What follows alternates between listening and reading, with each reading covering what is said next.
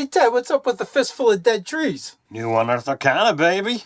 Whoa, what? Before we film New Unearthed Arcana, I can't believe it. So let's dive into the new Unearthed Arcana 2020 Subclasses Part 1 for 5th edition Dungeons & Dragons.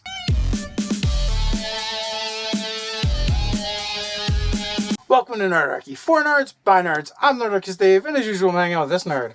Nerdarchy Ted. Do you enjoy hearing about our thoughts on the newest Unearthed Arcana? Then make like the new Paladin Oath and smite that subscribe button. Well, maybe you prefer the new Warlock Patron. If so, you can Eldritch Blast that notification bell. Before we jump into this video, let us shout out our sponsor, D&D Beyond. By the time this video is up, you'll probably be able to go over to D&D Beyond and check out the new subclasses for the Unearthed Arcana, but there's so much more over there. In addition to being able to look at free Unearthed Arcana, you have the SRD, videos by Todd Kenrick, as well as awesome articles. And if that's not enough, D&D Beyond offers so much more.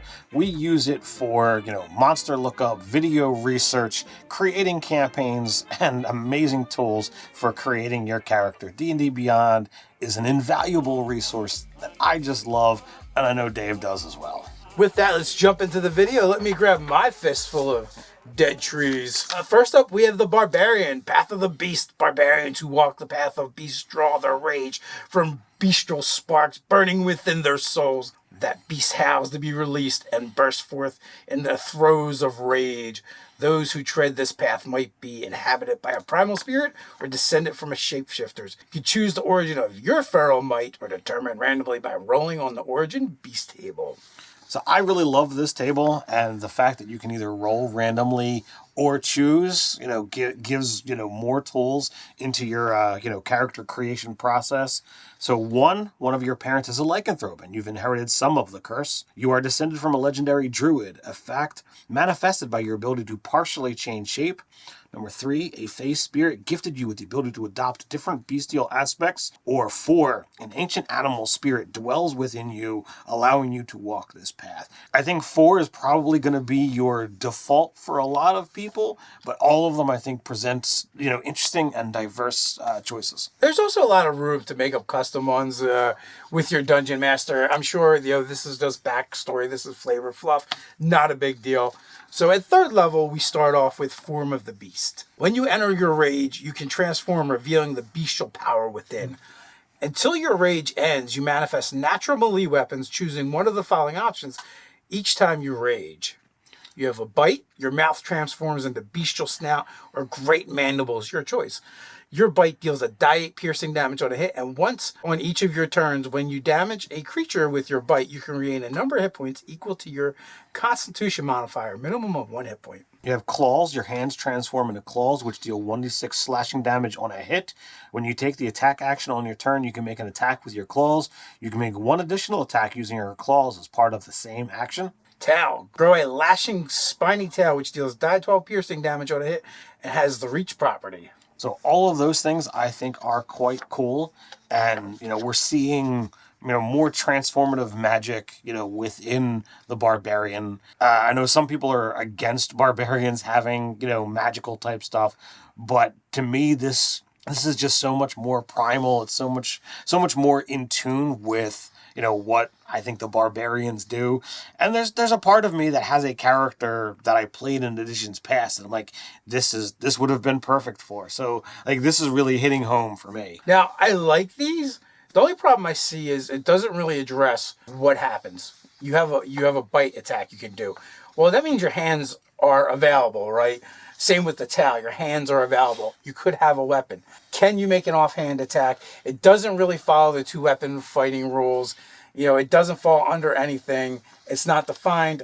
I would rule no, as raw. But, at the same time, it doesn't make a lot of sense why you couldn't bite as a bonus action, and swing a great axe or something of that nature, or use the tail and use a weapon in your hands. So there's like some wiggle room there with your more ornery players to make an argument. I see that, completely, and it was something that I thought about as reading this, considering, transformative magic in other editions and what have you. So definitely something to consider, and if you're going to play this in a game, discuss with your DM how he wants to rule all of that. At 6th level, we get Bestial Soul. The feral spirit within you grows in power, causing the natural weapons of your form of the beast to count as magical for the purpose of overcoming resistance and immunity to non-magical attacks. You can also call on the feral spirit to help you adapt to your surroundings. When you finish a short or long rest, choose one of the following benefits, which lasts until you finish a short or long rest. You either gain a swimming speed equal to your walking speed, and you can breathe underwater. You could gain a climbing speed equal to your walking speed, and you can climb difficult surfaces, including upside down on ceilings, without needing the ability to make a check. Or, when you jump, you can make a strength athletics check and extend your jump by a number of feet equal to the check's total. You can make this special check only once per turn. So all of those, I think, are really cool and interesting abilities. The enhanced, magical property adding to your natural weapons, is very fitting for a lot of classes that get that at 5th and 6th level. So that works out really well for them, as well as you get something that affects the exploration pillar as well.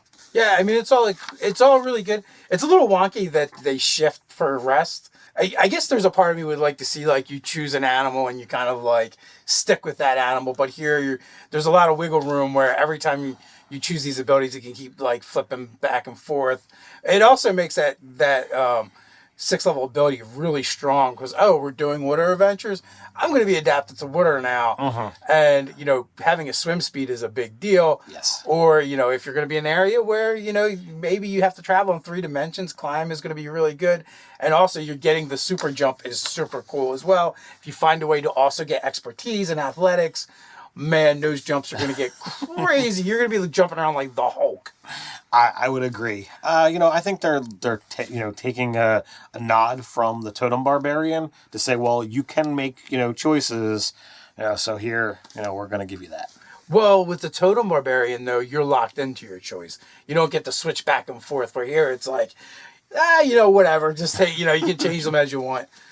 So I'm just curious to see what the final form ends up looking like. 10th level, we get a couple of abilities. Infectious Fury. When you hit a creature with your natural weapons while you are raging, the spirit within you can curse your target with rabid fury. Basically, you give them rabies. The target must succeed on a wisdom saving throw, DC equal to 8 plus your constitution modifier, plus your proficiency bonus, or suffer one of the following effects at your choice. The target must use its reaction to make a melee attack against another creature of your choice that you can see, or the target takes 2d12 psychic damage. You can use this feature a number of times equal to your constitution modifier, minimum of once. You gain all expended uses when you finish a long rest. So I really like this one. I think it's crazy to give a barbarian the ability to, like, all right, I'm just going to slap on some psychic damage to my attacks. But I definitely think it's cool to have the options of whether you want to cause more damage or be able to have them attack, one of your allies or one of their allies. Yeah. Well, I mean, technically you could attack one of your allies if you wanted to. Like the Paladin's been being kind of a dick lately. Smack him. I don't know why he did that. It's not my fault. 14th level, you get Call of the Hunt. The beast within grows so powerful that you can spread its ferocity to your allies. When you enter your rage, you can choose a number of willing creatures you can see within 30 feet of you equal to your constitution modifier, minimum 1 creature. Until your rage ends, the chosen creature gains the reckless attack feature, and you have advantage on saving throws against being frightened. You also gain 5 temporary hit points for each creature that accepts the benefits. You can use this feature a number of times equal to your con mod, minimum once. You regain all expended uses when you finish a long rest. So, technically, barbarians can get up to a ridiculous constitution modifier, if you, really max it out. So technically, that could be up to 7 people. That's 35 temporary hit points. That's pretty crazy. Yeah, it's not bad at all. And it's also, you're not limited by your constitution modifier. It's just how many times a day you can do it. So, but you would be able to do it 7 times a day. It's everyone you can see. So if you have a bunch of allies, it could get ridiculous. Like if you're on a battlefield and you're in a group of soldiers and they all like, yes, we want to go ape shit too, and then boom, now now you have 50 temporary hit points or whatever. Nice. So I mean, you can cluster a lot of people within 30 feet. So yeah. Oh no, I like this one. I want to see where they go with it. Rarely do the Unearthed Arcana, go into books exactly how they were. They're generally testing different principles and game mechanics. So I'm curious to see where this one goes. Thematically, I like it. It's a cool thing, and we've always talked about, either barbarians or druids that have that ability to not actually just shape shift or wild shape, but to just take on aspects of creatures. And we kind of like that stuff. Oh, I totally do. So we also have Monk, Way of Mercy. And, reading through, not really seeing a whole lot of mercy, but, we'll see how it plays out. Monk of the Way of Mercy learn to manipulate the life force of others to bring aid to those in need. They are wandering physicians to the poor and hurt. However, to those beyond their help, whether ailing or evil, they bring a swift end as an act of mercy. Those who follow the Way of Mercy might be humble members of a religious order, administering to those in the greatest need, making grim choices rooted in reality rather than idealism. Some might be gentle voice healers, beloved by their communities, while others might be mass bringers of the macabre mercies. The walkers of this way usually don simple robes with deep cowls, and they often conceal their faces with masks, presenting themselves as the faceless bringers of life and death. If you wear a mask, choose its appearance or determine it randomly by rolling on the merciful mask table. And that's, Raven, Black and White, the Crying Visage, the Laughing Visage, a Skull, or a Butterfly. So basically, your Way of the Mercy monks are the pestilence doctors of old, complete with mask. Complete with mask. So at 3rd level, we get Implements of Mercy. You gain proficiency in the insight or medicine skill, your choice, and gain proficiency with the herbalism kit and the poisoner's kit. So that's 3 proficiencies, not bad for a 3rd level choice, especially when that's not the only thing that you gain there. Herbalism and poisoner's kit, are both, pretty useful, in the right circumstances. So I definitely like that. 3rd level, we also get Hands of Healing. Your mystical touch can mend wounds. As an action, you can spend 1 key point to touch a creature and restore a number of hit points equal to the roll of your martial arts die plus your wisdom modifier. When you use your flurry of blows, you can replace one of the unarmed strikes with the use of this feature without spending its key cost. Pretty cool. I mean, you can take multiple attacks and heal, or just multiple attacks, or just heal. So we're getting a little bit of a different feel from our monk. They're going to be able to act as a support role, but not only that, they get Hands of Harm at 3rd level too. So we're getting a lot at 3rd level. We're really loaded here. Use your Kai to inflict wounds, or I should say use your key to inflict wounds. When you hit a creature with an armed strike, you can spend 1 key point to deal extra necrotic damage equal to 1 roll of your martial arts die. If the creature is incapacitated or poisoned, the creature instead takes necrotic damage equal to 3 rolls of your martial arts die. Instead, you can use this feature once on each of your turns. This is very, very devastating, especially after you hit 6th level. That's, a lot of damage you're going to be able to do in a round. So, all of these things combined to 3rd level being super powerful. I definitely see, some people saying, well, I kind of like this idea. I want to make an unarmed character. So can I go ahead and just dip into monk for these 3 levels just to get those things? I think. Well, it comes together at 6th level, because at 6th level, you're talking about the potential of rolling 7 martial arts dice. All right, so let's dive into 6th level then. Noxious Aura. As a bonus action, you can spend 1 key point to turn your key into an aura of toxic miasma. The aura extends 5 feet from you in every direction, but not through total cover. It lasts for 1 minute or until you're incapacitated. You dismiss it with no action required. While your aura is active, ranged attacks have disadvantage against you. Any other creature that starts its turn in the area must succeed on a con save or become poisoned until the end of your next turn and take poison damage equal to your wisdom modifier, minimum of 0. Which, that's great, but the big thing there is if you poison them, then you can hit them with that Hands of Harm, and that one strike is going to do 4 times your martial arts die. Yeah, you're gonna get your martial arts die and 3 dice added of necrotic damage. Yes. So that's pretty crazy. That's just crazy. And I just think of ways you can stack that. I think the Grave Domain cleric has that the channel Divinity where they can make them vulnerable to the next attack. That would be sick. So you can combine that with just some thoughts. Healing technique at 11th level. Your skill in manipulating your key to heal increases. When you restore hit points to a creature using your hands of healing, you can also end one disease or condition from the following list affecting the target: blinded, deafened, paralyzed, or poisoned. So, that poison condition that you just caused to your ally, you can be like, all right, I got this. Oops, my bad. Let me take that from you, bro. And then we end off with the Hand of Mercy. Your mastery of life energy opens the door to the ultimate respite technique. As an action, you can touch a creature, expending 4 key points, and force a creature to make a con save. Unless the save succeeds, the creature enters a state of suspended animation for a number of days equal to your monk level, or until you end the effect early, with no activation required. During this time, the creature is paralyzed, has immunity to all damage, and any curse, disease, or poison affecting it is suspended. The creature appears dead to all outward inspection and to spells used to determine the creature's status. You can have only one creature under the effect of this feature at a time. Holy crap. And there's a rule tip in here just to let you know that you could do it to yourself if you wanted to. A creature is anything that belongs to one of the other creature types listed in the introduction of the Monster Manual. Player characters, including your character, are all creatures, and most of them are humanoids, one of the game's types. Yeah, so I do have a little bit of an issue with one of the abilities. Immunity to all damage. Like, literally, you do this to someone, and then, like, a bunch of orcs come along with battle axes and can hack away all day long, and they take no damage. Yep. Like, thematically, it doesn't work for me the way this is described. Now, if it was an ability that encased you or, transformed you in some way, but they use the word suspended animation. That means something completely different to me. That means you're there and you're kind of like in this feigned death state.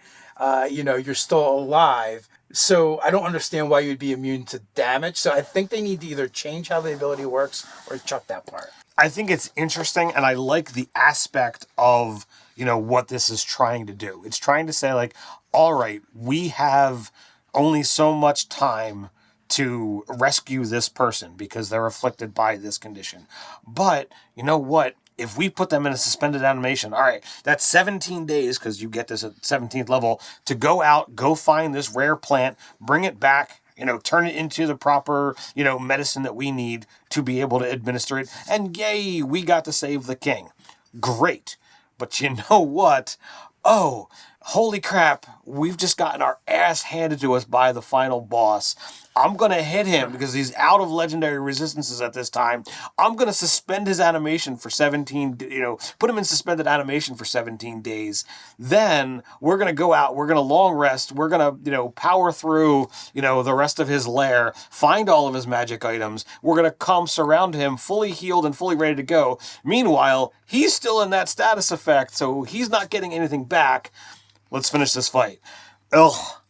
I don't like that at all. There's that aspect. I don't mind that aspect as much. I just don't like the logic break for me. I think they need to change the wording or get rid of that one part because it's just a little weird and wonky. I mean, he still has to fail the saving throw. It's no different than banishing him, really. Banishment, they could teleport back if they've got away. If you're dealing with a spellcaster, this, once you're in it, once you've failed that saving throw, there is no way out. You have to wait until either the time elapses or the monk decides, all right, it's time. And it's a long period of time. But whatever. I'm curious to see what they do it in the final version. All right, so next up we have Paladin, Oath of the Watchers. Paladins who vow the Oath of the Watchers seek to protect the mortal realm from the predations of extraplanar creatures, many of which can lay waste to mortal soldiers. Thus, the Watchers hone their minds, spirits, and bodies to be the ultimate weapons against such threats. Paladins who follow the Watcher's Oath are ever vigilant in spotting the influence of extraplanar forces, often establishing a network of spies and informants to gather information on suspected cults. To a Watcher, keeping a healthy suspicion and awareness about one's surrounding is as natural as wearing armor in the battle. Next, we have Tenets of the Watcher. A paladin who assumes the Oath of the Watchers swears to safeguard mortal realm from otherworldly threats. Vigilance. Threats you face are cunning, powerful, and subversive. Be ever alert for their corruption. Loyalty. Never accept gifts or favors from fiends or those who truck with them. Stay true to your order, your comrades, and your duty. Discipline. You are the shield against the endless terrors that lie beyond the stars. Your blade must be forever sharp and your mind keen to survive what lies beyond. So oath spells, which I think are pretty cool. Most of them make sense. You gain oath spells at the paladin level is listed. 3rd level, you get Alarm and Chromatic Orb. 5th, Augury Moonbeam. 9th, you get Counterspell and Non-Detection. 13th, Aura of Purity, Banishment. And 17th level, you get Hold Monster and Hollow. So most of these I really like. Chromatic Orb is the only one that doesn't really make a whole lot of sense to me.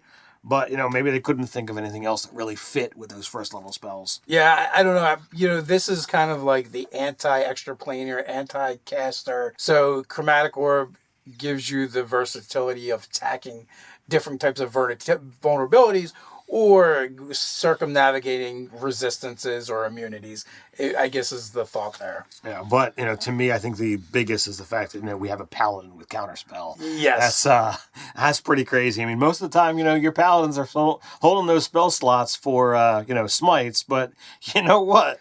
Counterspell is tempting for sure. Next up, we have Channel Divinity. 3rd level, Watcher's Will. You can use your Channel Divinity to invest your presence with the warding power of your faith. As an action, you can choose a number of creatures you can see within 30 feet of you, up to a number equal to your charisma modifier, minimum of 1 creature. For 1 minute, all the chosen creatures have advantage on intelligence, wisdom, and charisma saving throws. We also have Abjure the Extraplanar. You can use your Channel Divinity to castigate unworldly beings. As an action, you present your holy symbol, and each elemental, fey, fiend, or aberration within 30 feet of you that you can hear you make a wisdom saving throw. On a failed save, the creature is turned for 1 minute or until it takes damage. A turned creature must spend its turn trying to move as far away from you as it can, and it can't willingly move to a space within 30 feet of you. For its action, it can only use the dash action or try to escape from effect that prevents it from moving.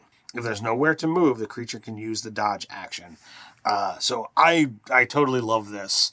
Getting the turn mechanic that we have already seen for countless editions, now being able to be used on extraplanar creatures.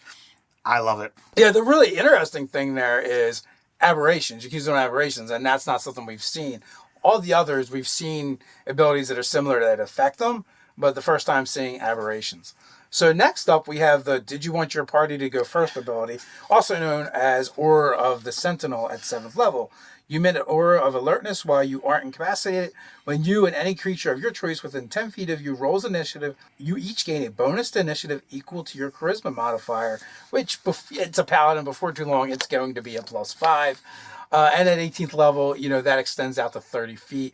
It's unique. It's interesting. I mean, the auras tend to be really good for the paladin.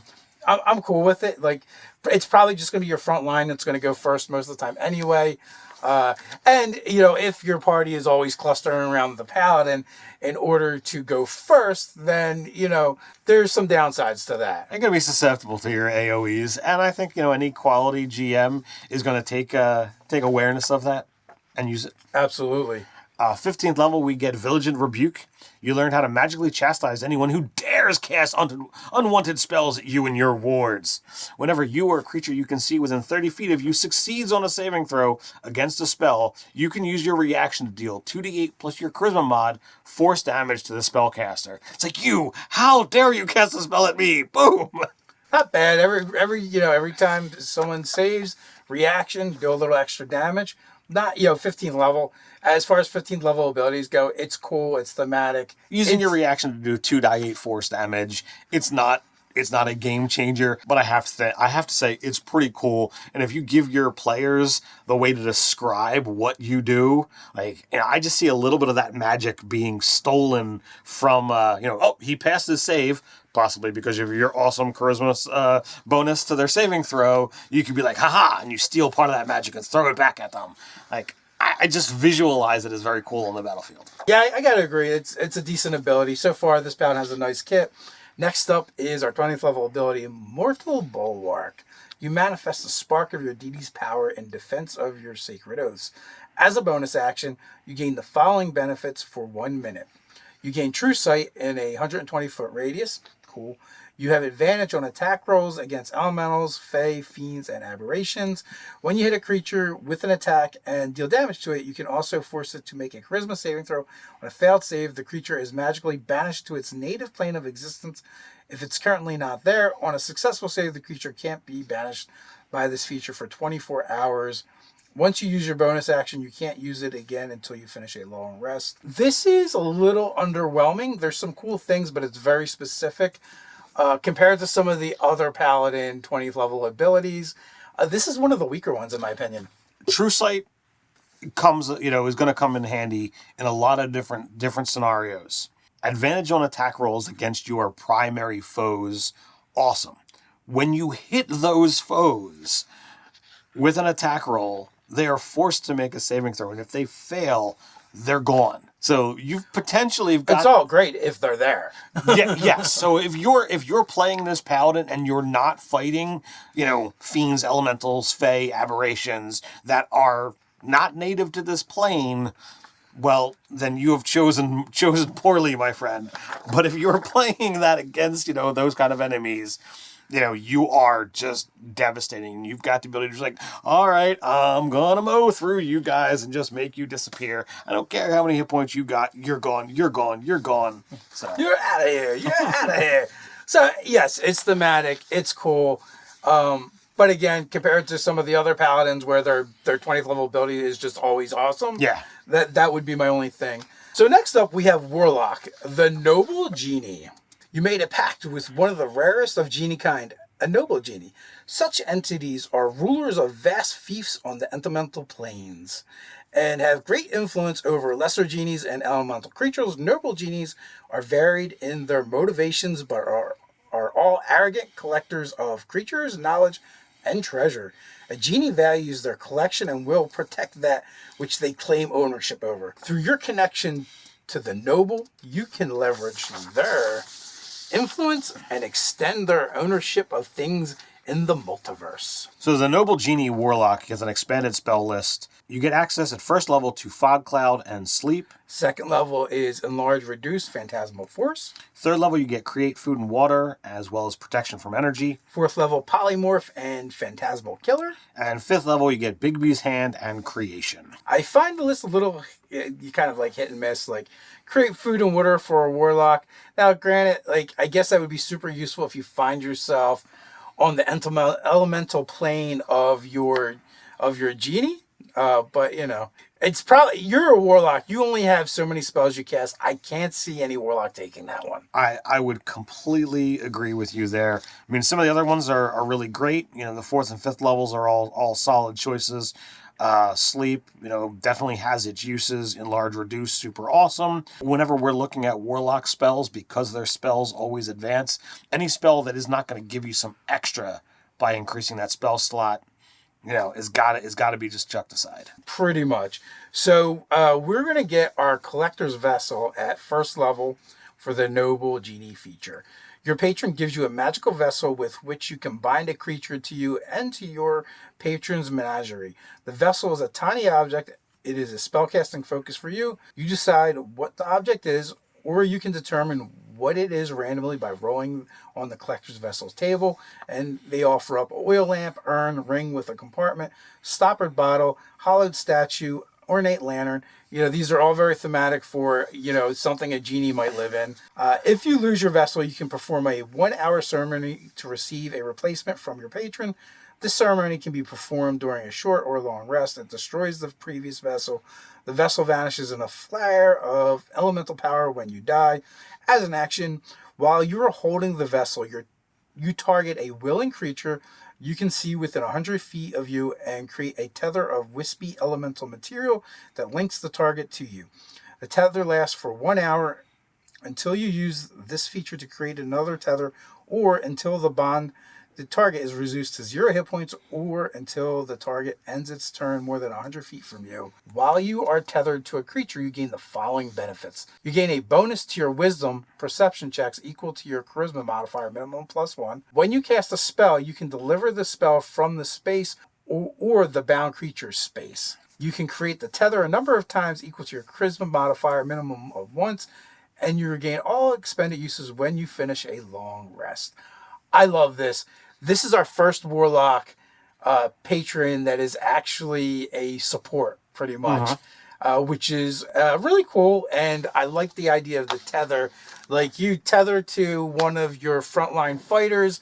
Now your spells actually have a much further range because you can hang in the back and Eldritch Blast from the paladin or the fighter square.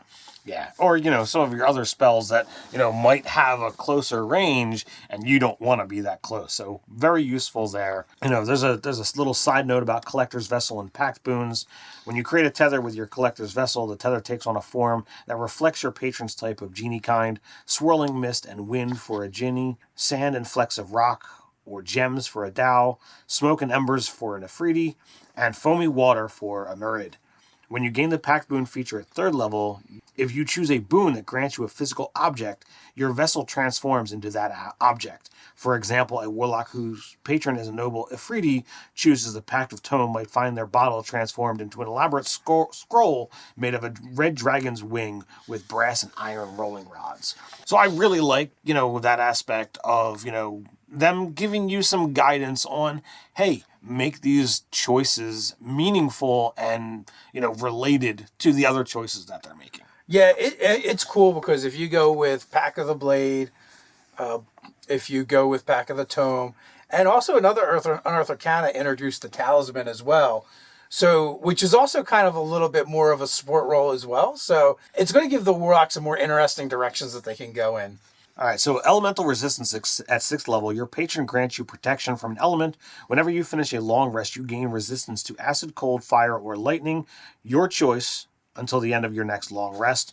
While the tether of your Collector's Vessel is active, the tethered creature gains resistance to the damage type you chose. So you're building this extra relationship, this support feature of, okay, well, as opposed to, me just getting a bonus to my perception checks and I can cast my spells from your space, I'm now giving you something for that as well. So pretty useful. Protective Wish at 10th level. You're now able to use your Collector's Vessel to wish for protection for yourself or your tethered creature. If you or the tethered creature is hit by an attack, you can use your reaction to teleport, swapping places with the creature and switching which one of you gets hit by the attack. I suspect a lot of times it's going to not go in the direction that's beneficial to the person you're tethered to. But it's an option. Like, for instance, say you're a warlock and you've got Armor of Agathis on and it's maxed out, and the fighter gets hit and you decide to take the hit instead. You're going to absorb it with your temporary hit points, and you're going to do that cold damage. So there's definitely some instances where you might swap out. But for the most part, the warlock is probably going to be like, oh, I think the barbarian should take this hit. So I look at this and I enter into, that rules lawyering phase of, okay, well, I'm a warlock. I've got a 15 AC. I'm connected to the fighter who's got a 20 AC, and the target rolled a total of a 19 to hit me, and I switch. Well, does that mean the hit still hits, or does it go back to the attack roll, which could cause it to be a miss? It doesn't say in here. It just says, switching which one of you is hit by the attack. So, well, I guess you kind of have to look at the language. If you or the tethered creature is hit by an attack, you can use your reaction to teleport, swapping places with the creature and switching which one of you is hit by the attack. So by that language, it says to me someone has gotten a hit. Okay. Both of you have actually gotten hit because it uses it twice. So, all right. Well, I just, I know that there are people who are going to want to argue that case point. I don't think I would make that argument in the game, but I know that there are people who would. So it's something to, begin looking at. You have to look at the language of reaction. A reaction cannot take place until the said thing happens. That's true. So 10th level, we also get Genie's Entertainment. As an action, you can attempt to send a creature you can see within 90 feet of you to your patron's court. The target must succeed on a charisma saving throw against your warlock spell save DC, or be magically drawn into your vessel and teleported to your patron's court in the elemental planes. While there, the target is stunned, and your patron marvels at the target with amusement, but brings no harm to it. The target can repeat the saving throw at the end of its turns, reappearing in the space it left or in the nearest unoccupied space if that space is occupied on a success. Once you use this feature, you can't use it again until you finish a long rest. If the target remains in your patron's court for 1 minute, the genie sends the target back at the end of its turn as if it's successfully saved, and you regain use of this feature. So the only thing I see this as doing as either, like, it's a delay of, okay, well, I need to keep this guy out of here for a little while, or it has potential role-playing aspects of, okay, well, I'm going to send you to my master, and you can kind of have a conversation. So I see this as a twofold, and I really like the potential of the roleplay aspects, but I don't think that really, it's not obviously written that way, but that's the way I'm seeing it. Well, they're stunned the whole time, so I don't know how much conversing they can do. They may just babble incoherently. But it's essentially banishment, and if they keep failing their saving throw and get stuck there long enough, you get gain the reuse of the abilities. That's kind of cool. So last we have Collector's Call, 14th level. In exchange for extending your patron's influence over the multiverse, you can call on more of their power. As an action, you can implore your patron for aid by making a Charisma Persuasion check against your own Warlock spell save DC. If the check succeeds, you can choose one of the following effects. A creature you can see within 60 feet of you regains 8d6 hit points and ends one disease or condition afflicting it: blinded, charmed, deafened, frightened, paralyzed, or poisoned. Alternatively, a creature you can see within 60 feet of you has disadvantage on attack rolls and saving throws until the start of your next turn, or you cast a legend lore spell without material components. Whether the check succeeds or fails, you can't use this feature again until you finish a long rest. Alternatively, you can regain the use of this feature by sacrificing non-magical treasure worth at least 500 gold to your patron. The sacrifice requires the treasure to be within 10 feet of you for at least a minute, at the end of which you use an action to teleport the treasure to your patron's realm, provided you have the vessel of your collector's vessel in hand. So I find this one particularly interesting because, you've got an ability that, number one, allows you to regain it through the use of treasure, which that is fairly new to D&D. But I also find it amusing that it's, also based on you making a charisma check, charisma persuasion check based on your own Warlock DC. Yeah, it's a little odd. I don't really like that mechanic because most other classes features, abilities you get to just kind of do, and now you actually have to beat yourself in order to do it. So that's, to me, a little bit odd. So, all right. So all in all, I like the majority of what's here. I like the flavor of all of it. There would definitely be some changes that I would make, especially in some of the higher end tiers, most notably the monk and the warlock. Yeah, I concur. All in all, these are great additions. They require very little to no tweaking at all to get in there. Some things are a little odd. Like on the warlock, I'd probably get rid of that persuasion check.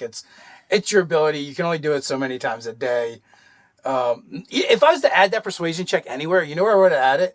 I would add it in bartering to get your refreshing the ability. To me, that would make more sense if it were to go there. Yeah, I'd be like, okay, well, you can, if you sacrifice the treasure, you can make a check. If you do twice what it says, you can roll with advantage. That's where I would wind up going. So if you like watching these videos and hearing us talk about the Unearthed Arcana, you can see us talk about the Psionic Unearthed Arcana in a card somewhere around here. You want to keep us gabbing about all things D&D, plus get 5e content for players and DMs alike? If you do, you can form a pact with us over on Patreon. So until next time, stay nerdy.